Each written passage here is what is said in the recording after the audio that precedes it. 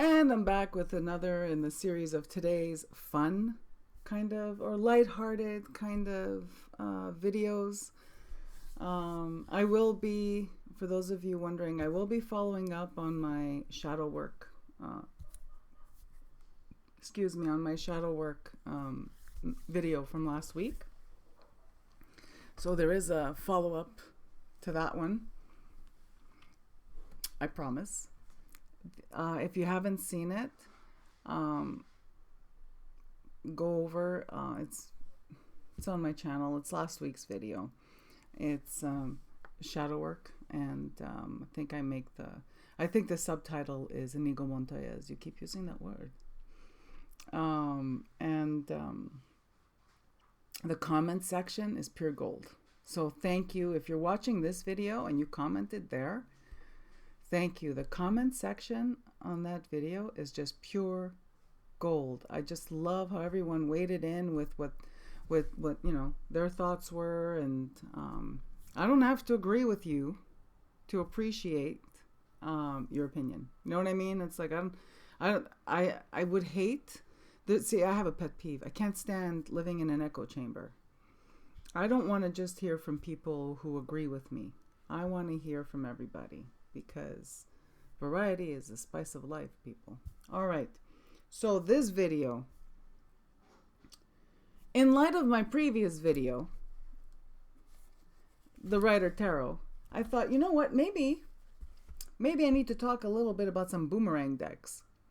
I can't remember whose video I saw this in, but they referred to decks that keep coming back to them for whatever reason. They call them boomerang decks, and I have a few. Wait, I need to go and no, I'll keep it to tarot. Sorry, I was about to pause, and I thought no, I'll just keep it to tarot. So I have some recent boomerang decks. So decks that have come back to me a few times. Traded for, received in error. They ordered one thing and received these instead. Traded for, repurchase, whatever. You know what I mean? Those decks that I that left my collection, and then suddenly I needed them back, or I got them for another reason, like I got them for someone else and that person changed their mind. I got all kinds of stuff like that going on. I'll start from the more recent type of decks. Two decks that have been boomerang decks for me in the last 3 years are Lisa Hunt decks. Fantastical Creatures Tarot and Ghosts and Spirits Tarot. Yeah. Okay, so let's start with Fantastical Creatures. I purchased it and I passed it along. I traded for it and I passed it along. I purchased it again and I passed it along. I ordered something on Amazon and received one of these by mistake. So this is a boomerang deck. So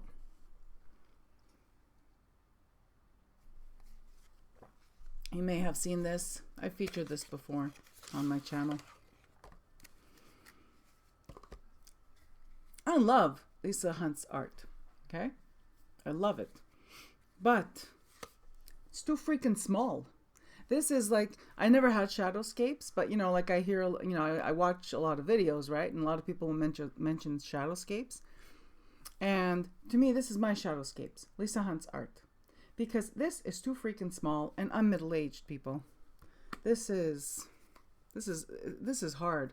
And it makes me sad because I actually do love her art. But I don't enjoy reading these cards because I can't freaking see them. Already they have, it's contrived. The little white book has Ryder Waite Smith meanings. Whereas, no, I'd rather read the image. You know what I mean? For me, this is not Ryder Waite Smith. There's nothing Ryder Waite Smith about this deck other than the contrived meanings in the little white book. But because I cannot see this art very easily, It's like, oh my gosh, I'm going to need like a full magnifying plexiglass situation to be able to see these cards. But this one has come back so many times that, oh my God, yeah, look, yeah, sorry, scusi, no manicure yet.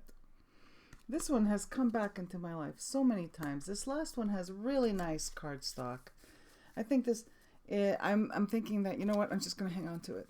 Just going to put it on my bookshelf because I don't read with it, and just hang on to it because I love the artwork, but this is not a deck I'm ever going to read, and I get it. It wants to be with me.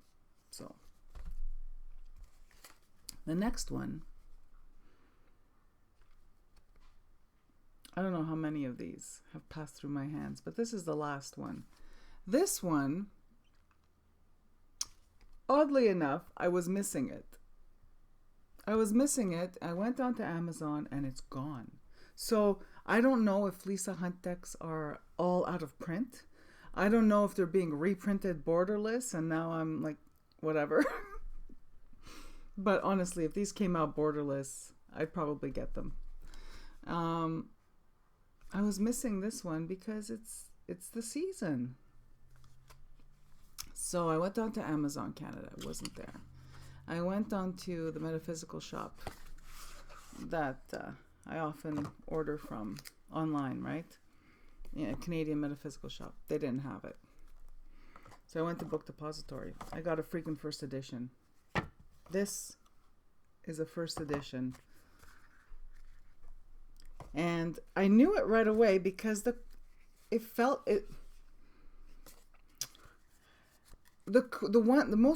all the ones I had were a little wider. There was something wider about, maybe I'm imagining things, but I could have sworn that this deck was wider. It wasn't standard tarot size. And this is standard tarot size. It says made in Italy, not made in China. Made in Italy, US Games. 2011 is the date on this one. And the little white book is 2012 and first. So I guess later they made them a little bit wider, hoping to, I don't know, boost the image a little bit. I don't know now because I've passed so many of them on. I'm probably even imagining things, and these are probably always this size. So this is the deck with the really cute ghosties on the backs that do not match the creepy ghosties, or the spirits, ghosts and spirits on this side, with this really beautiful sepia toned, actually not sepia toned, it's coffee stained border. I love this coffee stained border. I think this deck would have looked incredible with some kind of coffee stained back. You know, something. This deck, again, Lisa Hunt art, people. I love it. This is not Ryder Waite Smith at all. At all. Because, well, there's stories, there's like in the little white book, which is quite dense. There's a brief story of, there's the name of the ghost or spirit and the brief legend, like a brief synopsis of the legend, which then is a good jumping off point, because then you could do your own research and look up this ghost or ghost or spirit. And this deck too, it's very contrived. It's very it's Ryder Waite Smith meanings for me don't apply. This also falls again under that its own system, and I wish I could see the images better. Considering that I this time ordered it on purpose because I was missing it. Obviously, this time of the year, I seek this deck out. There's something about it that, well, the art, of course, I love. So this Boomerang deck is staying, and this one's not going to go. I know I said that about the last one I moved along, but these two are going to stay. But they're not decks that I use. like that I regularly use for reading. Gesundheit. You're welcome. I don't use them regularly, so they're just gonna sit on my bookshelf. But they stay. Next Boomerang deck was the subject of a video a couple of months ago. This is not the original one that I had in the 80s, but this is the edition that I had in the 80s with this orange box. This is my third, this must be my third Motherpeace tarot deck. And I traded for this one with a lovely lady. And I'm not always in the mood for this deck. I gotta tell you this much. I'm not always in the mood for it. But I have to say that I won't be getting rid of it because once this is my third or fourth time owning it. I love the backs. They remind me of pancakes. I'm a child, I know. And yeah. And when I am in the mood to pick up this deck, it gives me some pretty solid readings. So, and again, it's the first of its kind, feminist and multicultural. And it's always been problematic. There's all, it's always had some kind of thing attached to it. Lately, because of certain cards in the deck. But I'm not getting rid of it. Because it's only going to come back. Might as well hang on to it. It's a boomerang. The subject of my previous video, is a boomerang deck. The Ryder Waite plaid back. This will be there's my first one, second one, and my third one. And that's just from the start of my tarot journey in the 80s and the early 90s. Those three then. Then I had a plaid back. I got one of those horrendous ones from US Games. And I got that one in 2018.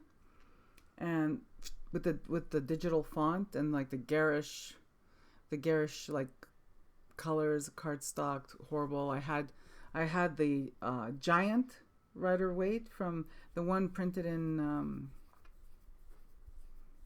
the 90s, which I passed on just because I don't teach tarot. I used to teach tarot. I don't teach tarot. Then what else? There's something else. There was another one. Oh, not plaid back, but then I got the Centennial, which has since been my solid workhorse. Prior to the Centennial, right after my Centennial, I scored a 1980s plaid back, which I just recently sold. And now I have this plaid. I just recently sold it, people. A plaid back has been gone from my house 2 weeks, and one is back. I still don't know what made me look on Facebook Marketplace. Like I said, it's pretty lame in my city. There's never anything good when I type in tarot, yet today, within 1 hour of signing on, doing a search, this guy was in my house. So, boomerang. Obviously, this one I'm going to keep because, well, it has a cool story attached to it. All right, another boomerang deck, which this is the exact one, though. This one I sold it and bought it back with the intention because for someone who I thought needed it, and they'd already moved on. Look at the beautiful sweater she made for it. Okay. So I had sold this one, and I bought it back because the person I sold it to, they didn't get on. And I'm just going to hang on to it because it's been with me since time immemorial. And it's traveled, and now it's back. So it's my original 1986 Mythic Tarot. New and improved with its own sweater.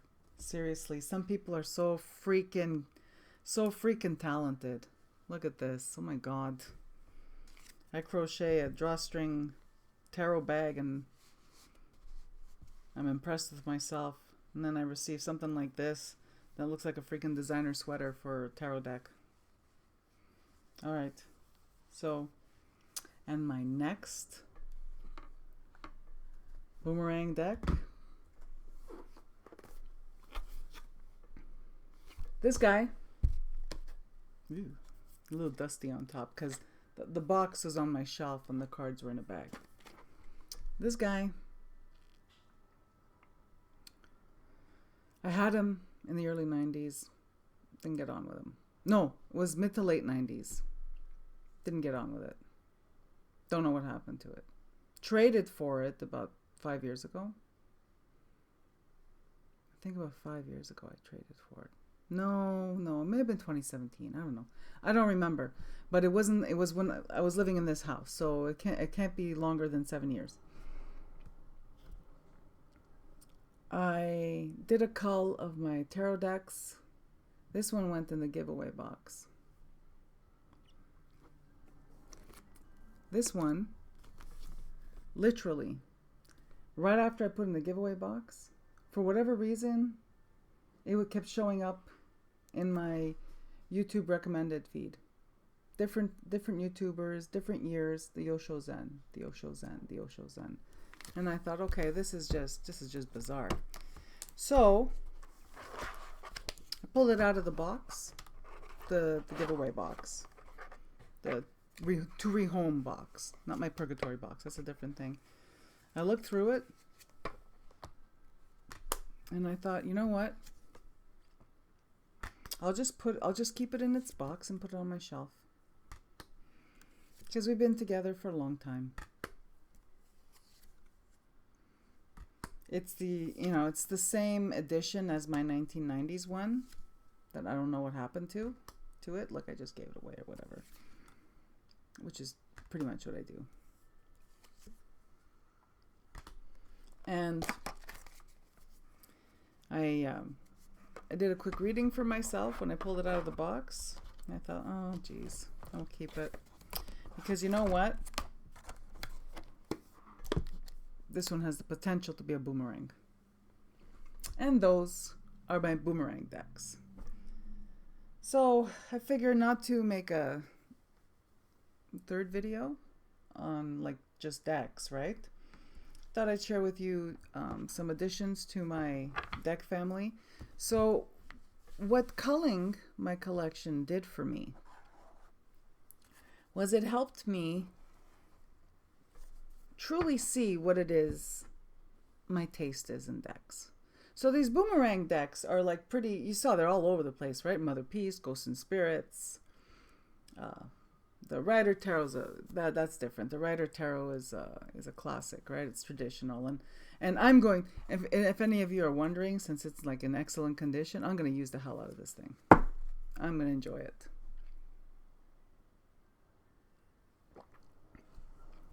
I'm going to enjoy riffle shuffling this one, and using it, and until it doubles in height just from the hands. All right. So, what was I saying? Oh yeah, so culling my collection.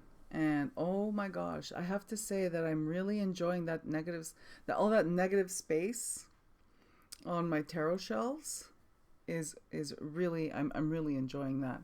Also, I'm able to better see what I like. I'm able to better see my decks, and I see what I enjoy, and I can still spot maybe 5 to 10 that could still go. And now I'm just taking my time, because sometimes it's just because it's a seasonal thing, right? I got rid of this one multiple times, probably off season, and then the dark, the death months, like the months of the dead, October, November roll around, and I'm craving this deck again, even if it's just to flip through or to do a daily draw and then read the story. the legend attached to the ghost or spirit. But aside from, those, I'm able to see clearly what it is I like. And some of I gotta say, I was pretty surprised that a lot of the stuff that that I'm going to be rehoming and that I have already rehomed. And by culling my collection and being able to clearly see what I like, it is helping me to discern better before I, impulse purchase another deck. And so since the culling, I have added 2 to my collection. 2 decks to my collection that I never thought I would. Both were on recommendations, one from each friend. One was from a friend that we share a certain taste in decks, and the other one is from another friend who we share a certain taste in decks. So I have 2 dear friends that we have. It's like a Venn diagram with their favorite kinds of decks, this person's favorite kinds of decks, and where they intersect, that's my favorite kind of decks. So there. The first one is a tarot, and the second one is an oracle. The first one is this one, Pagan Otherworlds. I was craving a pip deck when I began culling my collection and like getting rid. I was craving a pip deck. I still hang on to that Mary Packard Marseille deck because it's a pip deck, and I'm never gonna read Marseille. I don't like Marseille, and I'm looking to rehome that one. But I hung on to it because I was craving a pip deck, and it had to be a beautiful pip deck. So my friend brilliantly recommended Pagan Otherworlds to me. For me, this is, of the senses, you have this beautiful box, textured, beautiful. Yes, like a lot of you, I left my seal intact and open from the bottom. These are the backs. I love how the backs actually match up perfectly when you put them side by side, face down. I love the color palette, is just incredible. It's totally my thing. And the pips are a little illustrated, but I don't find them, how can I put it? I like that they're not arranged like Marseille, because Marseille just irritates the hell out of me. So I love that, the pips are not arranged like Marseille. This is Pagan Otherworlds, but to me it's not very pagan, and I'll explain why. The devil in this deck, the Ace of Cups, there's imagery to me that I didn't expect it to still be very Christian. And don't get me wrong, like, look at this. This is the dove, and and the chalice, and don't get me wrong, I am not anti-Christian. I am not anti-pagan. Like, I don't have a problem. I'm not triggered by religious symbolism. I'm beyond, like, religious symbolism doesn't trigger me. I'm beyond all that. I have no time for organized religion. I have no interest in it. But the symbolism of my upbringing, the things, the symbolism of Catholicism, elements of Catholicism that bring me comfort, I hang on to. But the church, I haven't gone to church, people, since I was 12. Since I stopped, I made the conscious decision to leave when I was 12. And but I still love visiting cathedrals. I still, when I go to Montreal, I'll go to St. Joseph's Oratory, and I'll go to the chapel, and I'll light candles for different intentions. When friends from Montreal ask me, can I get you anything? I always ask them, if you're going to St. Joe's, please light a candle for me against demons and the different intentions that are in the chapel. It's like the devil card in this deck. I don't know. It doesn't seem very pagan. But, and for that reason, when I first got this deck, we butted heads a little bit. I had a,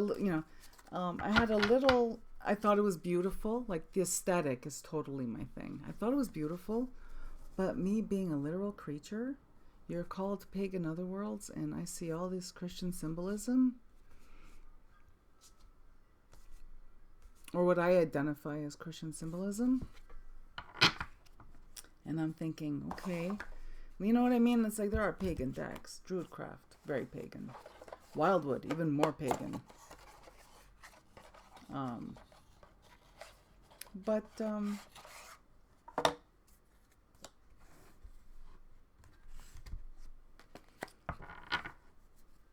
We're starting to get along. And I think it's me letting go of my preconceived notion of what this deck was supposed to be because of its name. I think it's also I don't know how to explain it. It's like it wasn't love at first sight, and we didn't get on straight out of the box. But I feel like it's worth it's worth working with. I felt the same way about Marielle, and Marielle is one of my top. Marielle is in my top 5. I felt the exact same way about Marielle. I actually had a Marielle, the first edition. I gave it away. And then I got myself a first edition just in time before the second edition was printed. Or I think it was just when the second edition was released and the first edition was still available. And now I regret not buying 2, because that first edition I got was the one with the gold gilding. And I trimmed mine, gold gilding. I didn't care because I wanted it trimmed, borderless, completely borderless, and without titles and everything. But I do regret not getting a second one to keep intact of the first edition. So if you're out there and you have a Marielle first edition with or without the gold gilding that's completely intact and in the box, message me. Because I do want, I would like a second Marielle first edition backup that's intact, that's, unmodified, untouched. The next one's an oracle. So that's my Pagan Otherworlds. Like I said, it wasn't love at first sight. It wasn't, we didn't get on straight out of the box. This one's growing on me as I'm working with it. I'm learning to appreciate it by working with it. And it's a sleeper, just like Marielle was for me. So the next one was so the next 2 decks. I only have 1, but it's a combination of 3. The next one I got for myself. It was a treat, like a little splurge. Scooby. Motion sensor. All right. So, thank you, Scooby. What was I saying? Oh my God, I got distracted by a toy Scooby-Doo. All right.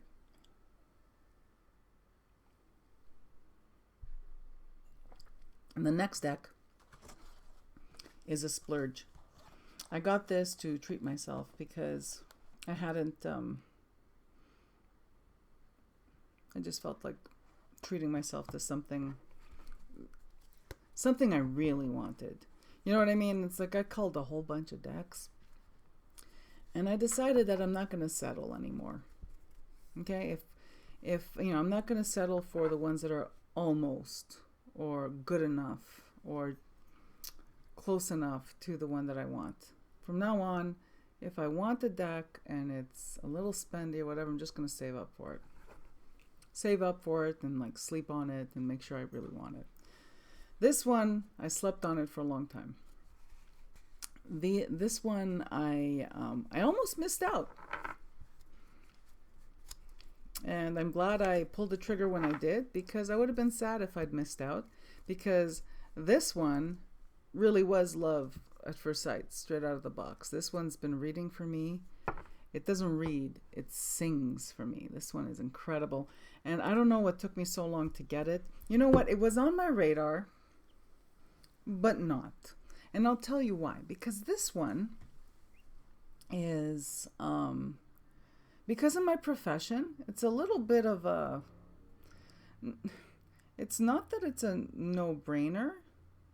Because of my profession, it's a little bit of, really obvious. And it's a really obvious theme because of my profession. So I guess I felt like, oh, well, maybe you just like it because of whatever, right? And it's the Oracle of Oddities. And I went all out, people. I got 1, 2nd, and 3rd editions. This was not cheap, and this is why I brought up the whole quality over quantity, and how culling my decks has taught me to really discern and to not settle.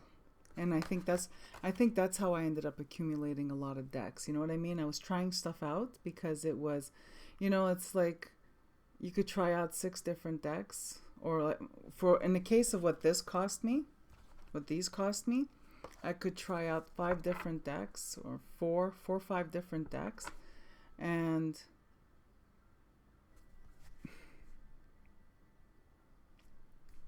then they end up in the rehome box. So, first of all, I love these backs. And again, I thought that because of the subject matter, that this would have been like just, you know what I mean, a bit meta, right? Because I'm a healthcare professional. And I'm a healthcare professional. I practice necromancy. You know what I mean? Like, it seems a little meta. Well, even if it is. First of all, I love the aesthetic. I love the green. You see that green? It's beautiful, like textured, different shades of it. It looks like watercolor or fabric. It looks like green fabric. I love the antiqued cardstock background. And I haven't edged mine yet, but I will be edging it in antique linen. And this one, straight out of the box, 3 card readings. Oh my God. Has blown my mind. And I'm happy that when I decided to get it, one, I'm happy that the online store I purchased it from had all 3 editions. And yeah, so I was able to order all 3 editions and receive all 3 editions, because I'm that girl, people. If I could have only gotten 1, 2, you know what I mean? If I couldn't have gotten, if I didn't have the complete set, it would bother me. So I'm glad I got the complete set. Again, it was quite the investment, and I'm glad I got it. I'm really, really enjoying it. It's fantastic. I love it. All right, so that's it for my video. My sharing with you my Boomerang decks and my two newest additions to my collection. My ever-shrinking collection. Ever-shrinking, and it's curated is what it is. My ever-shrinking and curated collection. And, I guess today's score counts as a new addition to my collection. And, sorry. And I guess this one, my mythic tarot that I sold and repurchased counts as a new addition, because it was confirmed this week that it stays with me.